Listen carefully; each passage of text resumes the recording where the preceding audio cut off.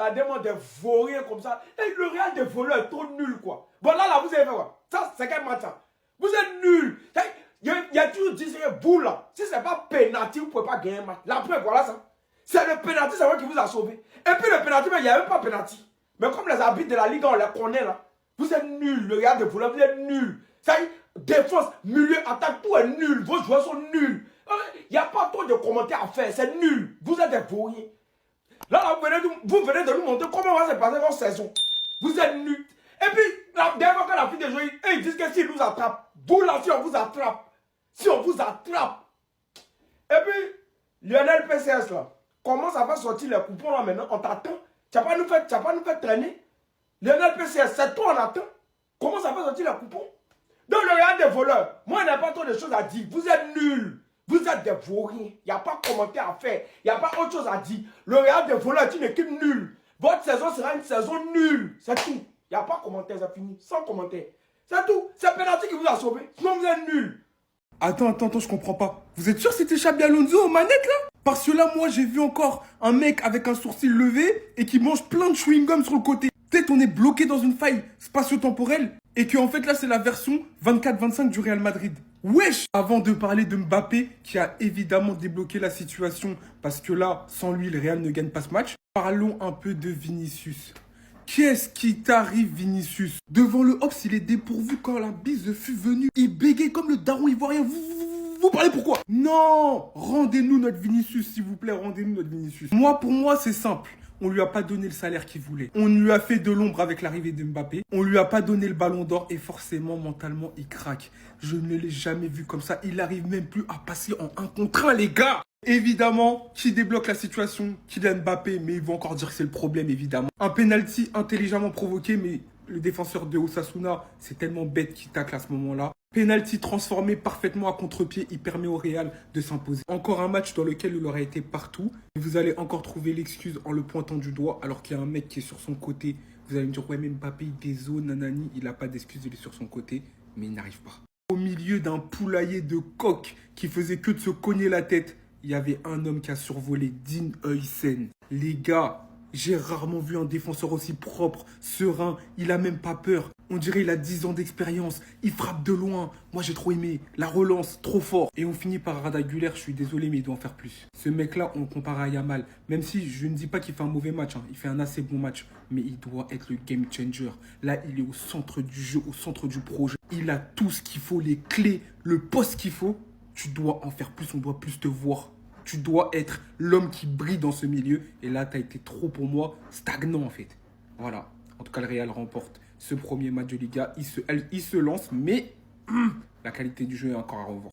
Quand ton équipe joue là, est-ce que tu es obligé de venir maillot jaune sur le terrain? Faut pas faire semblant. Ton équipe joue et toi tu viens maillot jaune sur le terrain. Non, non, pas ton maillot. Ou bien, tu as fait quoi, genre, c'est design quoi.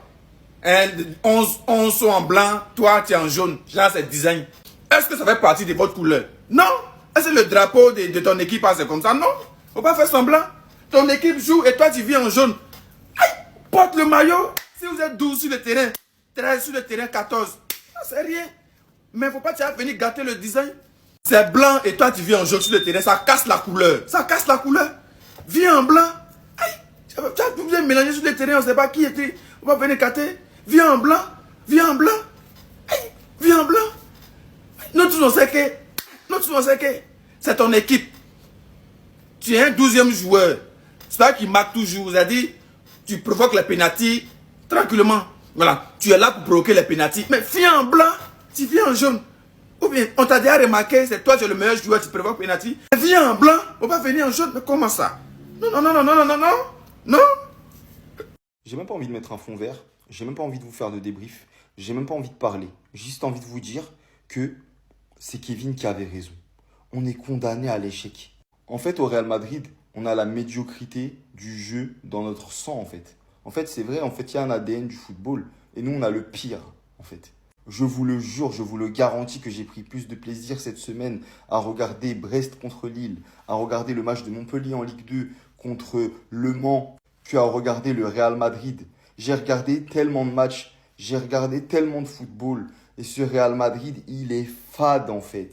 Alors oui, on a gagné, super, wouhou, génial, trop bien, c'est génial, je m'éclate, je suis tellement content. Voilà, pour vous faire plaisir aux Madrilènes qui pensent qu'il n'y a que la victoire qui compte. Alors oui, c'est que le début, etc. Mais j'ai vu ce que j'avais à voir. Et je vous avais dit, est-ce qu'après ce match, j'allais être déçu ou pas? Eh ben, résultat, oui, je suis déçu. Voilà. Il y a des bons joueurs, il y a une bonne équipe, mais j'ai l'impression que ça va pas tourner. Et il y en a certains, on va dire, ouais, un tel il est nul, un tel il est nul, mais c'est pas ça en fait, les gars, je vous jure. Qu'est-ce qu'on s'est fait chier. Qu'est-ce qu'on s'est fait chier, franchement. Ah, Chabibol, il est vite fait ton couscous, hein. Non, je rigole, les gars, faudra être patient. On nous a vendu un pressing terrible, je l'ai pas vu. La situation des Brésiliens, elle est vraiment préoccupante. Entre Vinicius qui n'arrive pas à retrouver son niveau, qui se fait remplacer pendant le match, et Rodrigo qui reste sur le banc, en sachant que Brahim Diaz a été titulaire, que Mastantuono a fait ses débuts avec le Real, et que Arda Güler a quasiment joué tout le match remplacé par Ceballos. Franchement, les gars, je pense que Rodrigo va se barrer à City. Là, les signes, ils sont clairs. Là où il n'y a pas d'hasard, les gars, c'est que bizarrement, le moment où Mbappé a été le plus dangereux, c'est quand il a joué sur un côté. Il a décroché, il est parti sur le côté droit, il a tasé, le défenseur a fait faute, une faute que j'ai trouvé bête, fin de centre. Il n'y a pas d'avant-centre, je vois pas il y avait qui dans la surface, mais bref, il s'est fait avoir quoi. Penalty converti par Mbappé. Hussein, je sens que c'est un joueur qui va m'emmerder, parce que franchement, il est beaucoup trop imposant en défense. Déjà que Courtois, c'était un casse-tête. Si en plus de ça, devant lui, tu rajoutes un défenseur comme Hussein, les gars, ils vont jamais prendre de but ou quoi. Bref, personnellement, je pense que Bellingham, quand il sera de retour, le Real aura un visage totalement différent, car quand Mbappé décrochera et ira taser sur le côté droit ou côté gauche, on connaît tous très bien Bellingham, c'est là où il pourra manger les espaces dans la surface. Et bref, pour l'instant, j'ai trouvé le Chabibol plutôt mou. C'est le premier match, on peut rien dire, mais je pense qu'ils sont pas prêts. Enfin bref, sinon vous les gars, vous en pensez quoi? Ramenez sur cette on s'ennuie. Victoire 1-0 du Real Madrid, l'essentiel a été assuré, les 3 points c'est le plus important. Je tenais d'abord à remercier tous les défenseurs qui ont été solides de la première à la dernière minute, d'où le clean sheet. J'appuie aussi pour dire que Trent Alexander-Arnold il a fait son match. Lorsqu'on l'a recruté au Real Madrid, c'est déjà pour l'aspect de ses centres. Il n'a pas eu l'occasion de centrer parce qu'il joue pas à Liverpool, il joue au Real Madrid et au Real Madrid il n'y a pas d'avant-centre. Les gars, sincèrement j'ai trouvé qu'au Real Madrid ce qu'il a manqué c'est de l'animation dans le jeu. Au milieu de terrain il y avait trop de doublons. Ça je veux le mettre davantage en lumière sur YT.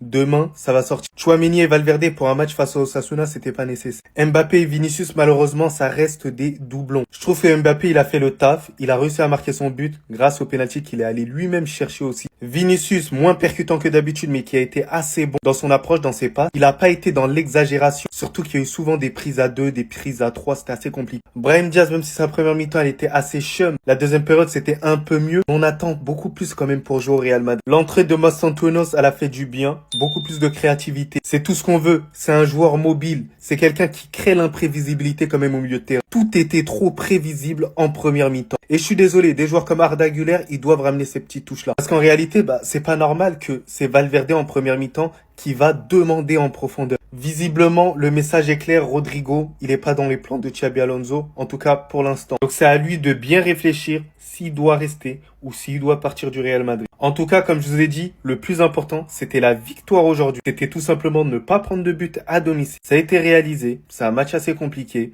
Et voilà, on verra par la suite ce que ça va donner, mais on en attend quand même mieux. Mais sinon, en vrai, ça va toi? En tout cas, bien, alhamdoulilah.